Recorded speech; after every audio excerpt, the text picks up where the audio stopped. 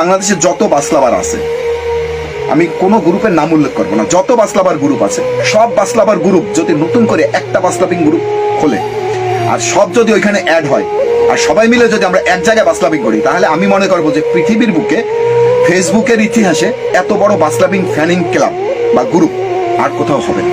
আমি দেখছি ইন্দোনেশিয়ান বাসলাবিং হয়, ইন্দোনেশিয়া যে বাসলাবিংটা হয়, ইন্দোনেশিয়ার বাসলাবিং আমাদের থেকে দুর্বল। ওদের হলো ভিডিওটা বেশি, স্টিল পিকচারের চেয়ে ভিডিওটা বেশি। আমাদের হলো স্টিল পিকচার বেশি, আমাদের ভিডিও কম। ভিডিও আছে মোটামুটি আর কি কম। তো আমি চাই যে আমরা যারা আসি বাসলাবিং যারা করি, আমি একজন ড্রাইভার, পাশাপাশি আমি নিজেও বাসলাবিং করি।